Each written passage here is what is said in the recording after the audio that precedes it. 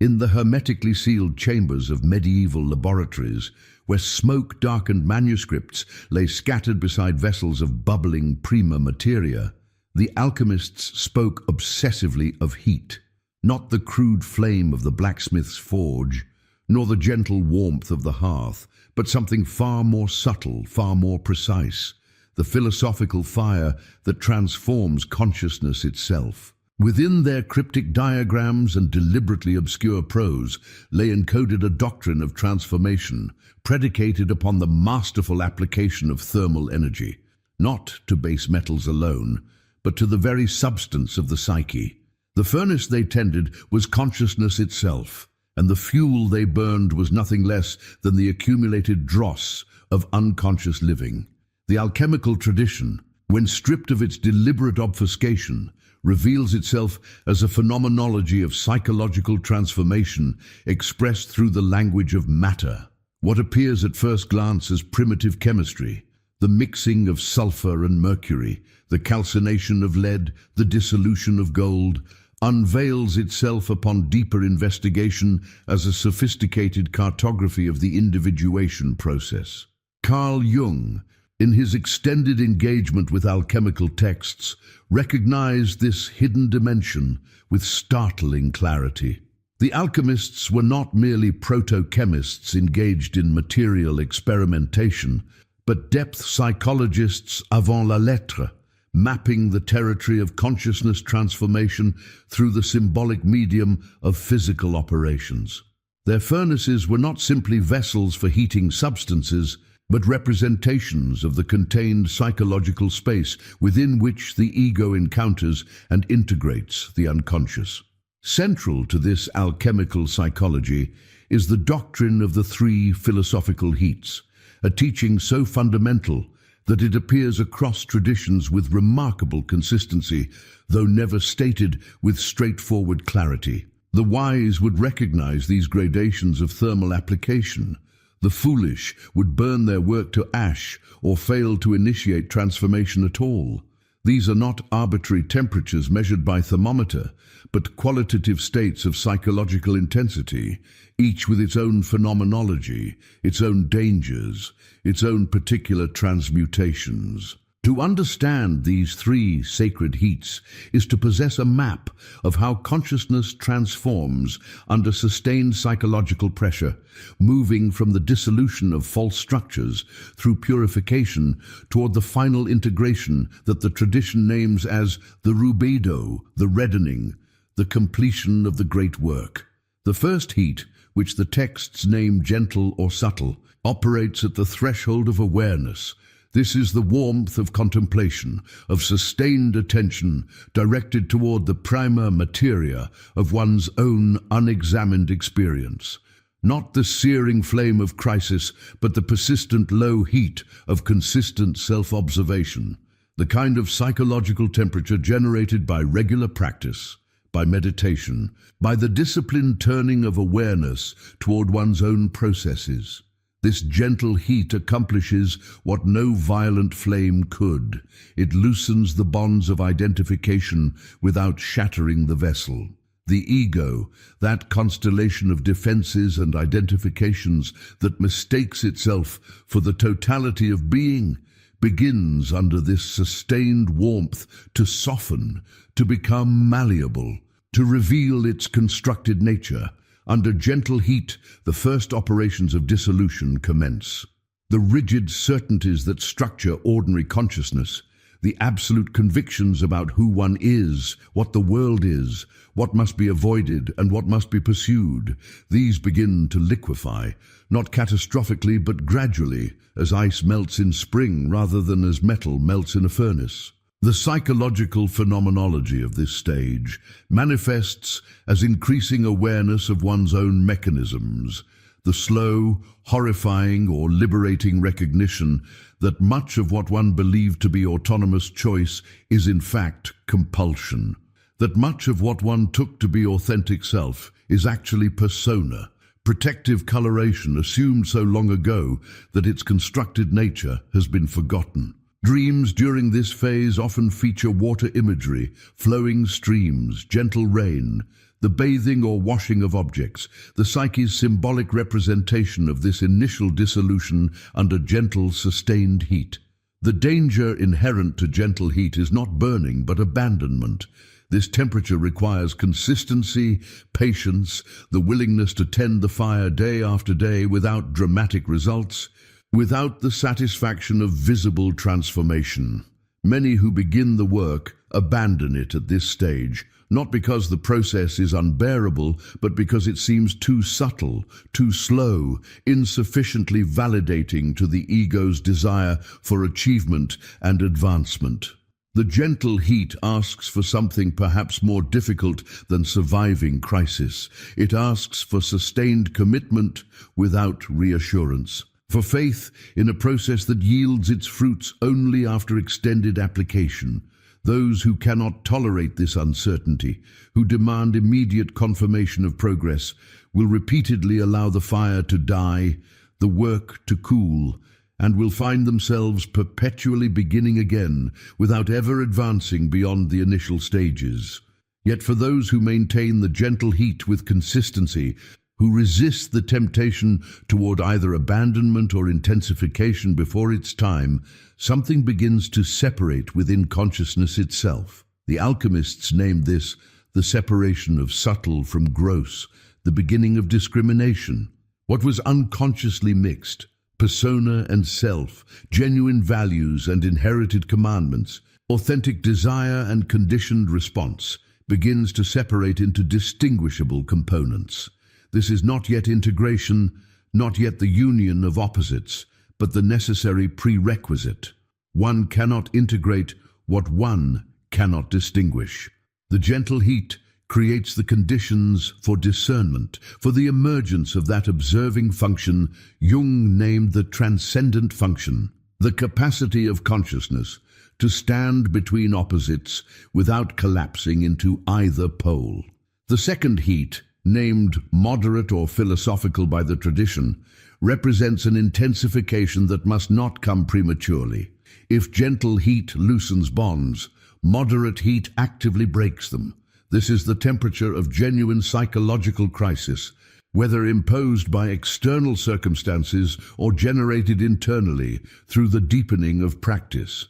Not the emergency heat of trauma, which overwhelms and destroys rather than transforms, but a sustained elevation of psychological intensity that exceeds the ego's capacity for comfortable management while remaining within the bounds of what consciousness can contain. The vessel must hold, but what it holds must be brought to boiling. Under moderate heat, the operations of calcination and putrefaction advance. Calcination burns away the organic matter of psychological structures, reducing them to ash, revealing the mineral core beneath the accumulated layers of conditioning and defense. What felt essential to survival reveals itself as protective mechanism now outlived. The persona that seemed indispensable, the self-concepts that appeared to constitute identity itself, these combust under sustained moderate heat, leaving only the fundamental structure of consciousness stripped of its comfortable furnishings. This is experienced phenomenologically as a kind of existential nakedness, a stripping away of the psychological garments that mediated one's relationship to existence, leaving one exposed to the raw fact of being with diminished defenses. Simultaneously, putrefaction occurs. That which cannot burn must rot, must decompose, must undergo the nigredo, the blackening that precedes all authentic transformation. Jung recognized in the alchemical nigredo a precise map of what mystical traditions name the dark night of the soul, the phase of the individuation process in which all previous meaning structures dissolve into meaninglessness, in which the light by which one navigated existence gutters and fails, leaving one in profound darkness, not the comfortable darkness of sleep, nor the exciting darkness of mystery, but the absolute darkness of genuine unknowing, the terrifying recognition that none of one's certainties hold, that the ground beneath one's feet is revealed as void. Under moderate heat, this putrefaction cannot be avoided, cannot be bypassed through spiritual practice or psychological technique. It is the necessary dissolution that precedes reconstitution. The phenomenological markers of this stage are unmistakable to those who have endured it. A sense of profound isolation, as though one has become untranslatable to others who continue to inhabit the certainties one has lost. The failure of previous sources of meaning, work may seem pointless, relationships may feel hollow, ambitions that once compelled now appear absurd. Not depression in the clinical sense, though it may be mistaken for such, but rather the natural response of consciousness to the dissolution of the structures by which it organized experience. Dreams during this phase darken considerably, descents into underground spaces, encounters with decay and death, landscapes of devastation. The psyche images the work being done in consciousness, and what is being done under moderate heat is demolition, the systematic destruction of inadequate structures to make space for what might emerge from the rubedo. The greatest danger of moderate heat is premature escape. The intensification of psychological discomfort under this temperature generates powerful impulses toward relief. The flight into new identifications, new certainties, spiritual bypassing through premature claims of enlightenment, regression into old patterns that no longer fit but at least provide familiar form. The tradition warns repeatedly against this. Opening the vessel before the operation completes destroys the work entirely. What has been dissolved but not yet reconstituted will simply disperse, and one will find oneself returned to the beginning, but now additionally burdened with the knowledge that retreat is possible, that one need not endure the fire. The cultivation of what the tradition calls philosophical patience becomes essential. Not passive acceptance, but active containment, the disciplined maintenance of the vessel under heat, even as everything within it screams for cessation. Yet there is an opposite danger, equally destructive, the intensification of heat beyond what the vessel can contain. Some, encountering the genuine dissolution of moderate heat, mistake this for the entirety of the work and attempt to accelerate the process through increasingly extreme practices, deliberately traumatizing experiences, the cultivation of crisis for its own sake. This is not the application of the third heat, which has its own timing and necessity, but the violation of the work through heat misapplied. The vessel shatters, and what might have been transformation becomes instead fragmentation, the dissolution of consciousness structures without the strength to reconstitute. The alchemical texts are unambiguous. Each heat must be applied in its season, maintained at its proper intensity, neither rushed nor prolonged beyond necessity. For those who endure the moderate heat without escape or shattering, who maintain the vessel while its contents putrefy and calcinate, something unexpected begins to emerge. In the depths of the nigredo, at the moment of maximum darkness and dissolution, the first intimations of the albedo appear, not as rescue from without, but as something nascent within the darkness itself. The alchemists imaged this as the appearance of the white stone within the black earth, the peacock's tail of iridescent color at the moment of deepest blackening.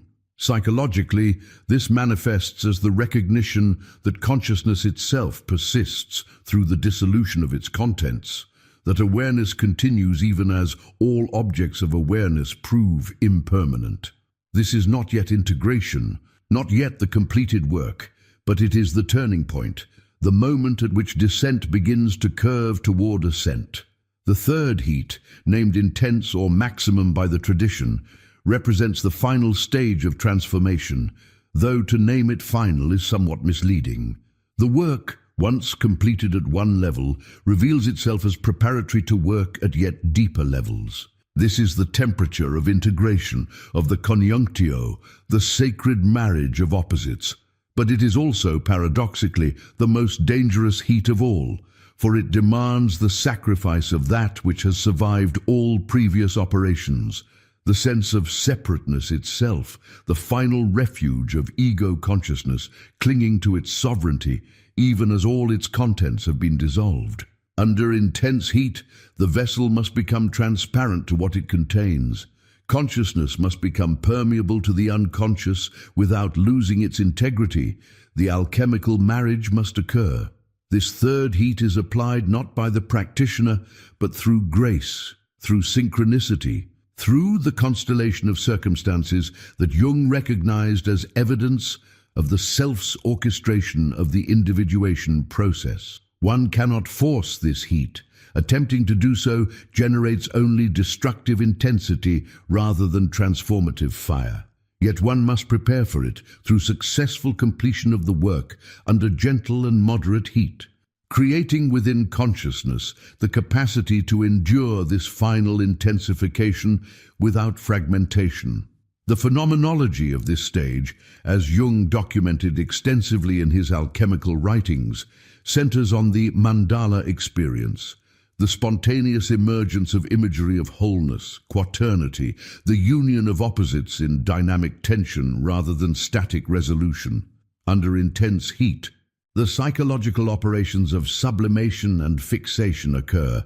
Sublimation, in the alchemical rather than Freudian sense, represents the raising of consciousness to increasingly subtle levels while maintaining connection to the dense material of embodied existence. Not escape from matter into spirit, but the progressive penetration of matter by spirit, the incarnation of consciousness into flesh, rather than flight from flesh into abstraction. This is imaged in the alchemical texts as the repeated circulation of the philosophical mercury, ascending and descending within the hermetic vessel, each circulation refining and clarifying while maintaining essential connection between above and below. Psychologically, this manifests as the capacity to hold spiritual insight in immediate engagement with material reality, to live the tension between infinite and finite without collapsing into either pole. Simultaneously, fixation occurs, not rigidity but stability, the crystallization of the philosophical stone, the lapis. What was volatile becomes fixed. What was dispersed becomes concentrated. What was many becomes one without losing multiplicity. The integrated individual who emerges from the successful completion of this operation under intense heat is not perfected in the sense of having transcended limitation, but rather has achieved what the tradition names philosophical gold, consciousness that contains and integrates its own opposite, that holds shadow and light in dynamic union, that has died to the possibility of unconscious living and been reborn into the permanent condition of awareness. This is irreversible in a way the earlier operations were not.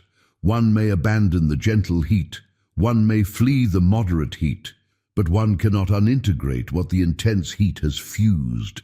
The danger specific to intense heat is inflation, the identification of the ego with the archetypal energies and contents that emerge during this final stage.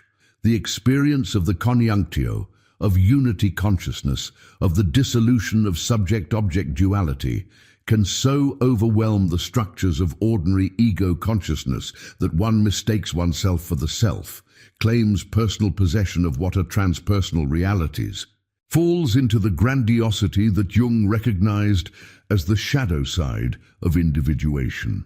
The texts warn against this with vehemence. The king must die. The operator must recognize that they do not create the philosophical gold, but rather serve as the vessel within which the transformation occurs. The maintenance of humility, of recognition that consciousness is participant rather than author of its own transformation, becomes essential to preventing the destruction of the work at its moment of completion. Yet for those who navigate this final danger, who allow the intense heat to accomplish its union while maintaining the integrity of consciousness as witness rather than possessor, what emerges is precisely what the alchemical tradition promised: the philosophical stone, the lapis philosophorum, the goal of the great work. Not a substance but a state, not an object but a quality of being, this represents consciousness that has completed the circuit of transformation and now exists in permanent awareness of its own ground. The phenomenological markers are subtle but unmistakable. A profound sense of having arrived at one's own center, of inhabiting oneself fully rather than living at the periphery of one's own experience, the capacity to hold suffering without being destroyed by it, to experience joy without clinging to it, to face death without existential terror because one has already died to all that death could claim. The spontaneous arising of compassion not as moral obligation, but as natural response of consciousness that recognizes itself in all that exists. The completion of the work under the three sacred heats does not produce enlightenment in the sense of permanent bliss or escape from limitation. Rather, it produces what Jung named psychological sovereignty, the capacity to stand in one's own center, to bear the tension of opposites without collapse, to live consciously rather than unconsciously, to respond to existence from authenticity rather than conditioning. The individual who has completed this work remains fully human, subject to error and limitation, capable of suffering and loss. But they suffer and err consciously rather than unconsciously, and this makes all the difference. They have become, in the language of the tradition, philosophical gold, not more valuable than lead in any absolute sense, but having undergone the transmutation that reveals the light hidden within matter, the consciousness latent within existence. The three heats, gentle, moderate, intense, represent not arbitrary divisions, but qualitatively distinct modes of transformative pressure, each with its own phenomenology, dangers, and operations. They must be applied in sequence, attempting to begin with moderate or intense heat before completing the work at lower temperatures, destroys rather than transforms. Yet they are also not entirely separate stages, but rather intensifications along a continuum, each containing in seed form the operations of those that follow, each preparing consciousness for the next degree of heat. The alchemists, in their wisdom, recognized that transformation cannot be rushed, that consciousness requires time to assimilate each level of dissolution before proceeding to deeper levels, that the vessel must be strengthened at each stage to endure the intensification that follows. This doctrine of the three heats answers a question that haunts all paths of transformation. How much pressure, how much heat, how much intensity is required for genuine change? Too little, and nothing transforms. The ego continues its perpetual postponement, its endless preparation for a journey never undertaken. Too much, and the vessel shatters. What might have been transformation becomes instead trauma, fragmentation, the multiplication rather than integration of consciousness. The tradition's answer, encoded in the symbolism of the three philosophical heats, is that transformation requires exactly as much pressure as consciousness can bear while maintaining integrity, and that this optimal heat increases as the work advances, as the vessel is strengthened through each successful operation. In contemporary psychological language, we might say that the three heats map the territory of therapeutic relationship, contemplative practice, and existential crisis, each providing a different quality of transformative pressure. The gentle heat of consistent therapeutic work or daily meditation loosens the bonds of identification gradually and sustainably. The moderate heat of intensive retreat or life crisis accelerates the dissolution of inadequate structures in ways that require containment and support. The intense heat of genuine spiritual emergency or the final stages of deep analysis brings about the integration that cannot be manufactured but only received.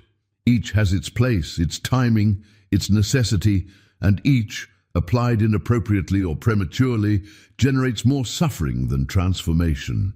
The alchemical furnace, understood psychologically, is consciousness itself, in its capacity to apply heat to its own contents, to maintain the pressure necessary for transformation while providing the containment necessary for integration. This is the meaning of the hermetically sealed vessel so central to alchemical iconography, not a prison but a crucible, not confinement but the necessary boundary that prevents premature escape from transformative process. The heat is consciousness's focused awareness directed upon itself. The temperature is the intensity of that awareness. The operations are the natural transformations that occur when consciousness examines itself with sufficient sustained attention. What the alchemists discovered, and what Jung recovered from their cryptic texts, is that consciousness possesses an inherent telos toward integration, that when provided the right conditions, sustained heat at appropriate intensity within adequate containment, it will naturally undergo the operations of dissolution, purification, and reconstitution that lead toward wholeness. This is not a comfortable teaching. It promises no shortcuts, no techniques for painless transformation, no spiritual bypassing of the actual work required. The three heats are degrees of suffering in the root sense of that word. Not meaningless pain, but the bearing of necessary pressure, the endurance of transformative intensity. The tradition is unambiguous about this. The work demands everything, requires the sacrifice of all that is false, asks for the death of every cherished illusion. Yet it is equally clear about what emerges from successful completion. Not perfection, but wholeness. Not escape from limitation, but conscious inhabitation of limitation. Not the transcendence of humanity, but humanity fully realized. The furnace is already burning. Consciousness is already heating itself through the mere fact of awareness, the inescapable friction of subject encountering object, self-meeting world, awareness illuminating its own contents. The question is never whether to enter the fire, but only whether to tend it consciously, to regulate its heat, to maintain the vessel while transformation occurs. To refuse the work is not to avoid the fire, but only to burn unconsciously, to suffer the heat without benefit of transformation, to endure dissolution without reconstitution. The alchemists understood this. Every consciousness is already in the furnace. The choice is only between conscious and unconscious participation in the transmutation already underway. The three sacred heats of alchemical thought reveal themselves, finally, not as esoteric doctrine accessible only to initiates, but as phenomenological map available to any consciousness willing to observe its own transformative processes. They describe the territory through which all genuine development moves, the gentle dissolution of unconscious identification, the moderate crisis of existential confrontation, the intense integration of opposites into dynamic wholeness. These are not stages to be achieved through technique, but natural phases of consciousness evolving toward its own completion, patterns that emerge when awareness turns upon itself with sufficient sustained intensity. The gold you seek is not produced by the fire, but revealed by it. The philosopher's stone is not created but discovered. The transmutation occurs not because consciousness does something to itself, but because consciousness, in seeing itself clearly, naturally transforms. The furnace, the heat, the vessel, these are not means to an end, but the process itself, not tools for achieving transformation, but transformation occurring. To understand the three sacred heats is to recognize that you are already the alchemist, already the prima materia, already the furnace in which the great work unfolds. The temperature rises according to necessity. Your task is not to control the heat, but to maintain the vessel, to endure the fire with consciousness intact, to trust the process that dissolves everything false until only truth remains.